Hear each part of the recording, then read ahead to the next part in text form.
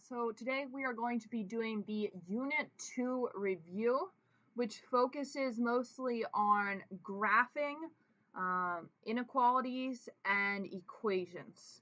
So to begin, there's a couple bullet points at the top, kind of just remind you of what we're going to be talking about. Also some things to keep in mind, slopes and equations of vertical lines, horizontal lines. There's some posters in the class you may want to refer to. But we're going to go ahead and dive right in, not wasting any time. So the first couple problems, these ones are just asking you to find three things. They want to know what is the slope. Again, reminder, that's going to be your m. What is your y-intercept? So a lot of people always forget y-intercept. That is where they're looking for y. They want to know what is the y value, keeping in mind that you know that x is 0. So when x is 0, what is going to be y? A lot of people get these two confused. The x-intercept is when you're looking for x, and that's why it's called the x-intercept, knowing that y equals 0. So to start out, you could start with any of these, any that you want. Personally, let's say, just because I like to think uniquely sometimes, let's say that you start with the x-intercept. So I'm looking at this equation here, and I'm saying, what is going to be x? I don't know. I don't know what x is. But I do know that y is going to be 0. So wherever I see y, I'm going to go ahead and plug in a 0. Now that I have that done, what is 2 times 0? Well, hopefully that you know is 0. What do you really have? You have negative x equals 10. So what do you think x equals? X equals negative 10, given that y equals 0. So for my x-intercept, I'm going to have negative 10, comma 0. Please do not forget to write it as a point. Just saying that x equals 10 tells me absolutely nothing. So please make sure that you write it in a x, comma, y form. It'll probably say that on the test. It'll actually come right out and say, write it in x, comma, y. So please don't lose points on that. Next up, let's go for the y-intercept, because again, I think these two are easy as long as you can keep them straight as to what is a 0, when is a 0, so forth. So for a y-intercept, you are told that x equals 0. So let me go back up to my equation. I don't know what y is, so let's just leave it as a y. And I'm going to subtract 0 equals n. Well, when I subtract 0, that really tells me absolutely nothing. So I'm going to go ahead and get rid of the 0. Now I solve for y, easy enough. Y equals 5. Am I done? No, sirree. I have to actually write it in x, comma, y form. So my x was 0. That's why I plugged in 0. What's my y? My y is 5. Boom. The y-intercept done. Hopefully you'll condense a little bit more because I kind of took up the whole paper. And last but not least, well, in this case last, some of you might have chosen to do it first, but like I said, I was trying to be different. When you look at the first given problem, you have a 2y minus x equals 10. They ask you to find the slope. Sometimes, we know that if we have y equals mx plus b, we know right there's the m. This, however, is not in y equals mx plus b because the y and the x are on the same side. That's a problem. Up here, that y is by itself, so let's get this y by itself. I'm going to go ahead and get rid of the x first because the 2 is attached to the y. That gives me, let's write x first just because x is first up here. That's going to be x plus 10. In addition, order doesn't matter. 10 plus x, x plus 10 doesn't matter. I'm going to go ahead and divide by 2. Remember, when you're over here, you're dividing this entire side by 2. So what you're going to get is a y equals. Now, if you leave it in this format right here, it won't look exactly like this. So let's go ahead and split this up. Let's go x divided by 2, and let's go 10 divided by 2. That's completely legal with division. You're allowed to do that, Now you can look at this and say, okay, well, let's rewrite this as 1/2 x. didn't change the value. If I multiply straight across, it's still going to be x plus 2. And then over here, 10 divided by 2 gives me 5. Equals y. Now I have a y equals mx plus b. So what is my m? My m equals 1/2. Done. So this one, it seems like a lot of work. Look at all that work I have. Hopefully you'll get a little bit, hopefully by this point you've gotten a little bit quicker at solving those. But this type of problem is just kind of asking you to put it all together and make sure that you know how to do each of them individually. Next up, they say find the equation of a line given the information. So in this first one, they give you 2 points. So what does that mean? That means I have an x1, y1, and I have an x2, y2. Okay. Over here, on the other hand, you do have an x1, y1, but this time they're telling you that it's perpendicular to this line. So we're just going to do these two a little separately. The first one here, I remind you of that formula that we learned in class, well, you learned in Algebra 1. That's y2 minus y1 over x2 minus x1. This really is, in case you didn't realize this before, it's really just rise over run.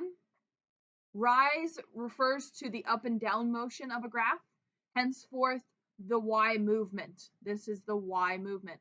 The run is your left and right movement, therefore it's your x's. So if you always get them switched, some people do x over y, just remember that it is rise over run, therefore you need to have y over x. When you solve this, this is going to give you your m value. And then I'm going to kind of let you finish solving that problem because it's going to overlap similarly with 4. So with 4, the difference here is they don't give you 2 points, so you don't have to use this formula, but they do tell you it's perpendicular. So knowing that it's perpendicular, I need to first say, okay, well, what is the slope of this line? Well, the slope of this line is 2. So what's a perpendicular slope? A perpendicular slope is going to be the opposite. So put 2 on the bottom, and reciprocal, so make it negative. Now, like I said, if you found the m over here, you have an m and you have a point. That's what I have here. I have an m and a point. So this is where, once you find m in this problem, it's going to line exactly up the same. So then I come over here and I say, okay, I'm going to set up my y equals mx plus b. What is my y? My y is -5. What is my m? My m is -1/2. What is my x? My x is 2. Sounds like a song or something. And b, I have no idea what b is. So I'm going to just go ahead and solve for b at this point. I have -1/2 times 2. That's going to become -1 plus b. How do I get rid of -1? By adding it. What's my final answer? Surprise! It's going to be -4 equals b. Am I done? No siree, because that is not what they asked for. They did not say, hey, find the b in this problem. They said, find the equation. This is not an equation. This is just a value. So when they're looking for an equation, they want you to go back and write y equals my m we found to be -1/2 x plus my b, which is -4. Excuse me. And if you chose to rewrite that, either answer would be acceptable. Whether you wrote plus -4 or -4 doesn't really make a difference to me. In the next problem, it's going to be similar to how you solved problem 3. Again, hint, hint, this is a very commonly missed problem on tests and so forth. Anyways, but so in number 5, keep in mind that they did not come right out and tell you points, but they actually did tell you points. So x is always going to be a measure of time. They come right out and tell you this here, that x is the time of filling. But if it doesn't come right out and say that, you should just assume that x is always time. Period. Known fact, x is always time. So I come up here and I read the first statement. Is it 10 or 1 that is a time? 1 is a time. So that's going to be my x value. The 10 inches is going to be the inches of water, so that's going to be my y. Then they come back over here and they say, okay, now wait a second. After 4 hours, so that's my time, you're now at 22 inches. Oh my gosh, I have 2 points. Just like this problem, you're going to solve it exactly the same as number 3. That's what you get there. Part B, I guess, it's not really labeled B, but let's call it B. The big hard part for a lot of people find that equation in part A and they dive right in and they plug in 4 and they're like, well, what? I don't understand why this is so unreasonable. This is 4 feet. Be extra careful when reading measurements. Up here, the Y was in inches. So you're going to have to convert that 4 feet into inches. So it's going to become 48 inches. And then that's what you're going to use to solve the problem. Keep that in mind moving forward. 6, you do exactly the same way. 6 is talking about typing words. If you read this one, notice how they don't tell you what X and Y are. So what did I say about in the previous problem about X's? X's are always time. So when you're setting this up, it has to be 4, 222, or sorry, 202. And then the second point, you're going to get 7 and 378. So remember, work through these problems all the way. I'm just kind of getting you set up and moving forward. Moving on to the backside, probably my favorite part of Algebra 1, to be honest, was the graphing. I just think it's so cool because there's so many different ways you can solve it. I only have time to do it one way, so I'm going to show you my way. But if you have another cool way that you love to solve these types of problems, go for it. I love seeing unique answers, as long as they're correct answers. You know, sometimes you draw me a pretty picture and I laugh a little bit, but I can't give you credit for it. So, you know, give me the correct answer, but how you get it might vary a little bit. So when I'm looking at this, this is already in y equals mx plus b form, so I'm super excited.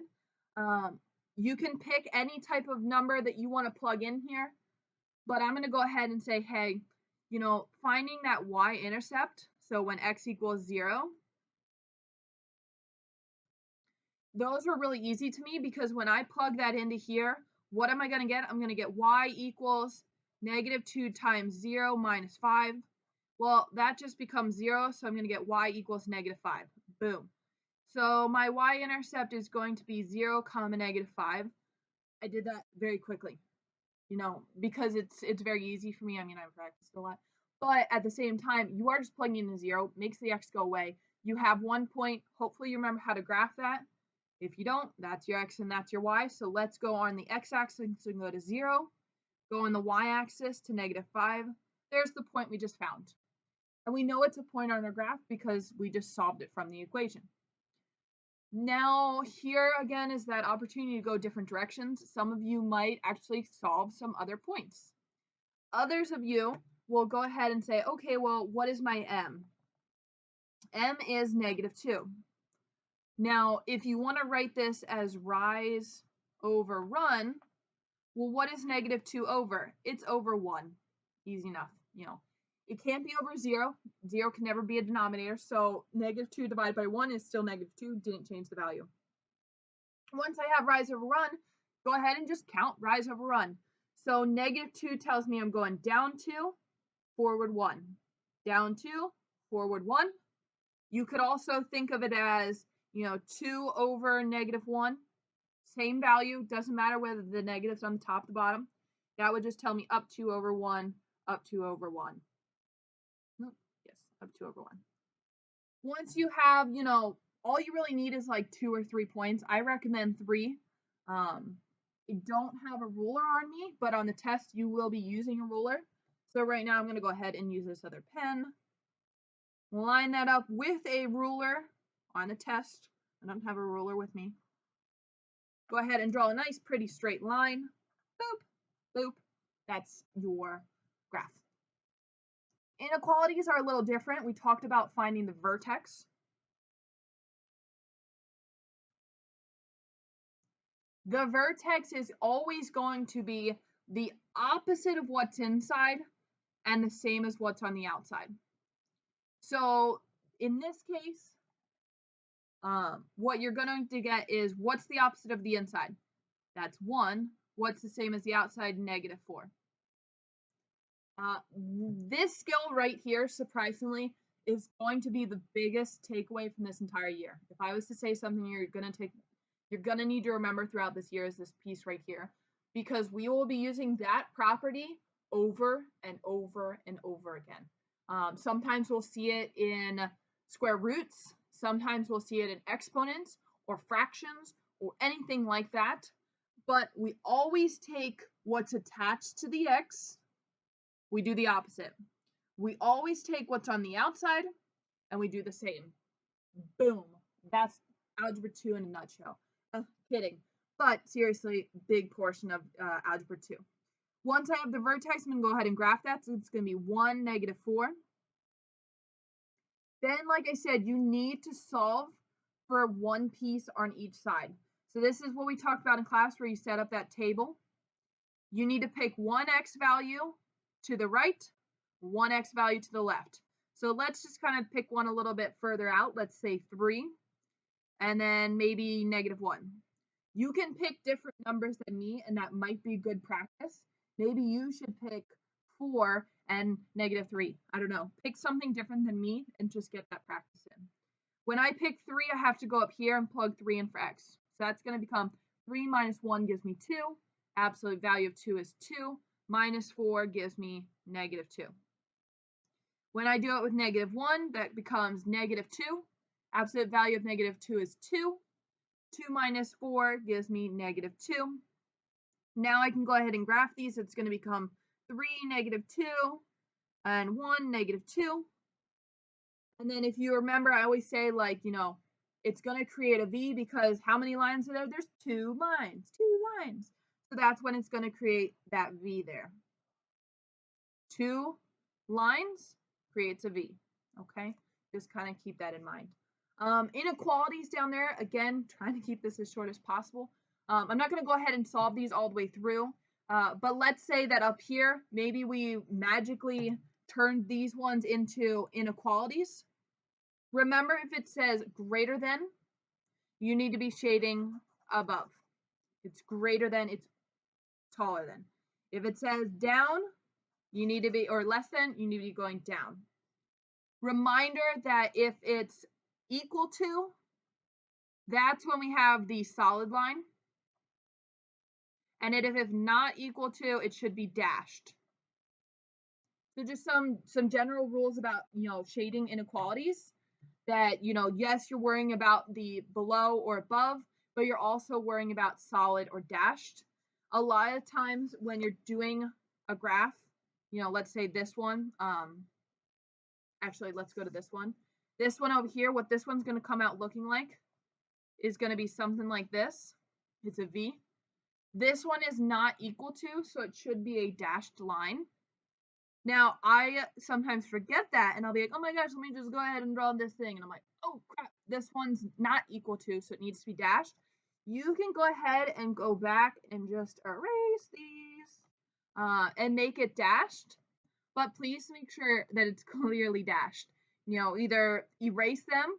Some people even write next to it dashed, so that I know for sure that they did dashed, or you go back and you make them really dark so that I know that they're dashed, but please be extra clear with that. Going back to the previous unit, in case you don't remember, make sure that in a given problem like this, yes, you find your vertex just like up above. Actually, not going back to the old unit. I don't really know why I said that. But the vertex, opposite, same. 4, -1. That's going to be your vertex. So I kind of was close. I probably should have been a little more right there. And then other than that, you're doing a table just like above. Careful with the 1/2. Do what's inside the absolute value first. Then, so let's say you pick 2. I'm going to go ahead and plug in 2 right here. 2 minus 4 gives me -2. The absolute value of -2 gives me just +2. And then I can times it by 1/2. Down below, another something I always thought was kind of fun. Like I was saying, if it's attached to the x, that's your left and right movement. So when you're looking in here, if it's inside the absolute value with the x, that's your right and left movement. So this one tells you that you're moving right 2. So what is that really? That says positive 2. Well, if you remember in the absolute values, we always said do the opposite of it. So if we're moving positive 2, what should my original equation be? Negative 2, because you're doing the opposite of it. The outside tells me my up and down movement and stays the same. So if this is up, I need to be a positive 4. And then this whole stretched and shrunk thing, it's actually just going to be the number out in front. So like if you look back at here, you had a 1/2 out in front. That's all they're telling you here. This one's telling you that it's stretched by 3, so you just need a 3 out front. This one, whatever you solve, you're just going to have a 1/2 out in front. And then a small little reminder, reflected means negative. So if I came up here and threw a negative sign out there, instead of going up like I have here, I would have had to go down. So reflective just means throw a negative sign on there. Coming back down here, it's just doing the opposite of this. So just remember, reflected. The difference between the stretched and the shrunk is that stretch is going to be a whole number, shrunk is a fraction. So this one's going to be stretched. This one's a fraction, so it's going to be shrunk. And then, of course, if this is a positive 4, you're actually doing negative 4. So if I go to x equals negative 4, what direction did I move? If I go to y equals 3, how did I move? I moved up 3. So just kind of keep that in mind. But that would wrap up our review video. Again, feel free to go back and look through your notes or rewatch some of these captions. Go to tutoring, see me after school, whatever you need to do to ace this test tomorrow.